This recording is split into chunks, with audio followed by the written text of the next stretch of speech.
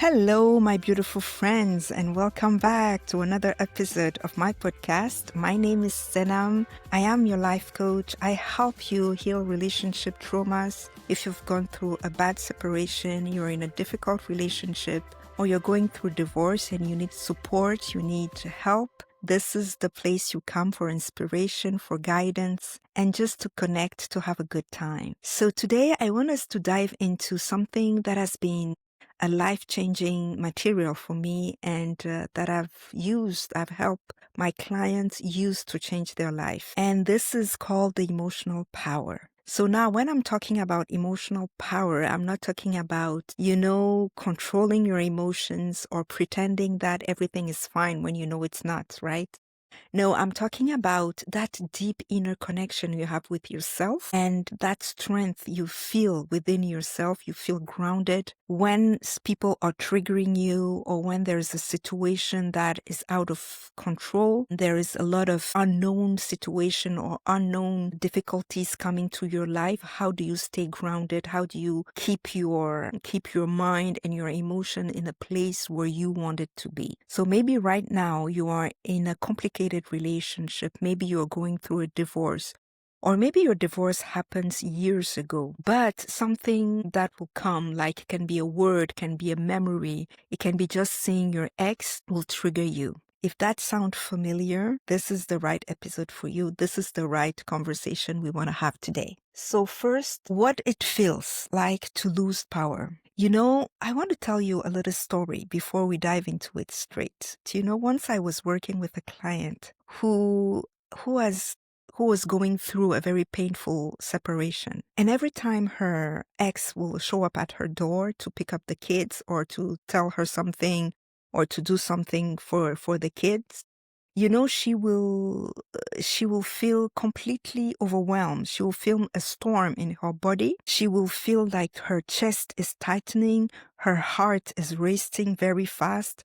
And no matter how much she will tell herself, stay calm, don't react, don't say anything, she will always end up shouting, screaming, or completely shutting down when the ex-husband will appear. And afterward, of course, she will regret it and she will say, why do I let him control me? Why do I always feel like I'm powerless? And I feel like I am a child, like throwing tantrum. This is not how I want to be. But it's almost like I can't help it. Maybe you have been there too. You feel like you've given someone else the remote control of your emotions. And one word, one look, one action, and suddenly you are out of control.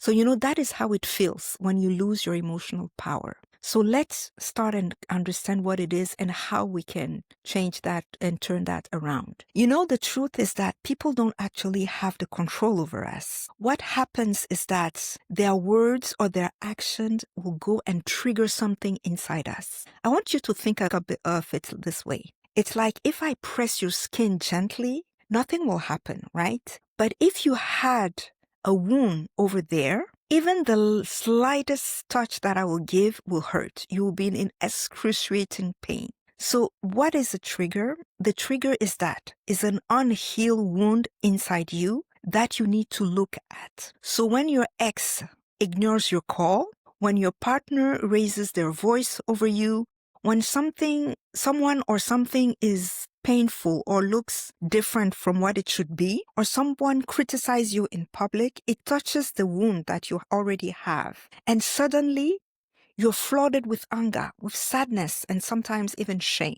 So this situation is a match, and your thoughts, your beliefs is actually the fuel that will connect with the match and create fire. So if you look at it this way, you understand that a match by itself cannot do anything. It can maybe start a fire, but if it doesn't have the fuel, it won't go on and it will not be a big fire. So really understand that if I crack a match, I can have a small fire. But if I have fuel, so the fuel here is your thoughts and your belief, they will go and fuel that fire and create a bigger fire within you. So what do? The very first step to reclaiming your power is awareness. So let me tell you about a personal moment. Years ago, my husband and I were having an argument which spiraled very quickly.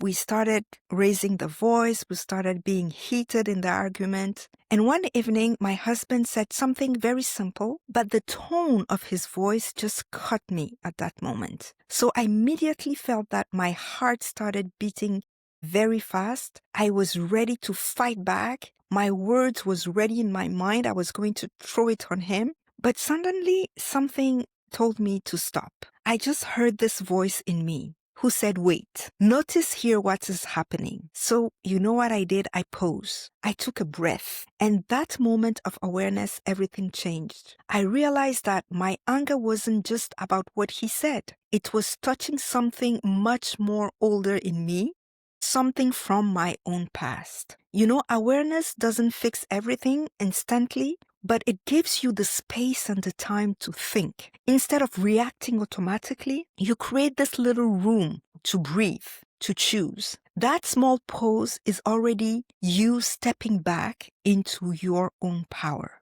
So awareness is the first step. Awareness is stopping the fire. Awareness is pausing. And the second thing you want to do is to ask yourself better questions. Once you've paused, the next step is to question the story you're telling yourself in your head. Here's another story from a client. She was in the middle of a divorce, and every time her husband didn't answer her text, she spiraled up quickly. She will tell herself, he doesn't care, I'm not important, he's trying to hurt me. And I asked her this, how do you feel when you believe the story? And she said, I feel small. I feel rejected. I feel abandoned. Then you know what? I asked her, is it absolutely true? Can you know for sure, 100% sure, that his silence means that he doesn't matter? She paused for a minute and she admitted, well, maybe not. Maybe he's avoiding conflict. Maybe he's busy. I just don't know what's going on in somebody else's mind, right? And then she started laughing a little bit, because she realized that she had been handing over her emotional power to that story in her mind. And that story, you know what? It wasn't even proven to be 100% sure and 100% true. So, my friends, I want you to start asking yourself when you get triggered, what story am I telling myself in my head? Am I telling myself that he doesn't care? Am I telling myself that I'm small? Am I telling myself that he wants to hurt me? Am I telling myself that he's cheating on me? What am I telling myself in that very moment? And the second thing in that process is asking yourself if that story is true. And many times we assume things that are 90% or 99% of the time are wrong. Because our minds will always bring us back to what is painful to us because that is familiar. Our minds will always bring us to what is hurting us because we have been conditioned that way. So if you can change perspective from that place, if you can see things differently from that space, then you are regaining your power back. Ask yourself, is that story true? Can I 100% be sure that that story that I'm telling myself is true? Another powerful question is asking yourself, what else could be true? Could he be busy? Could he just be trying to avoid conflict? Could he just be up to something else? Maybe he hasn't even seen my message. What is going on? What else could be going on?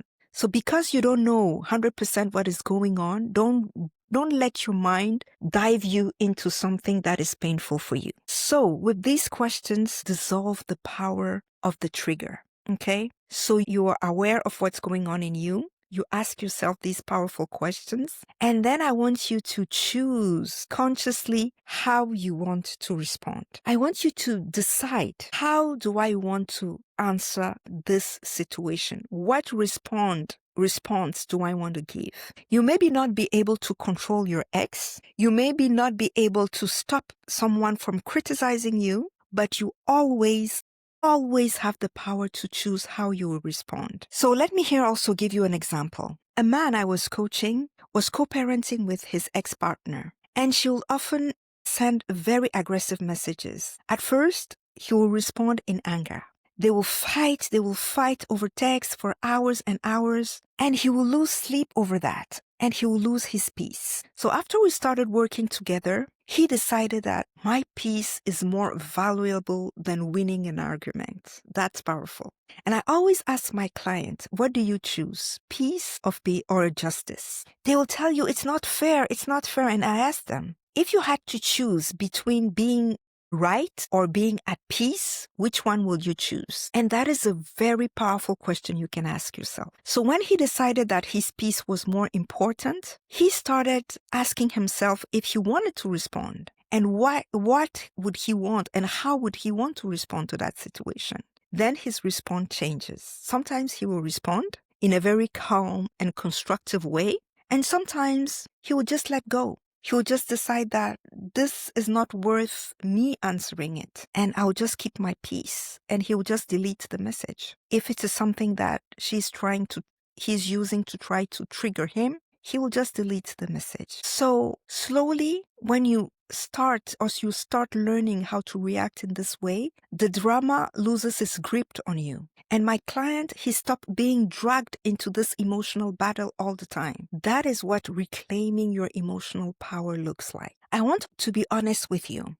This is not a one-day fix. This is not done overnight. This is part of the healing process. If you've been through a divorce, trigger will come for you. But every time you pause, every time you question your story, every time you choose to respond instead of reacting, you are training your inner muscles. You're training your brain to decide how you want to respond. It's like you're going through gym. The first time you lift a weight, you know how difficult it can be.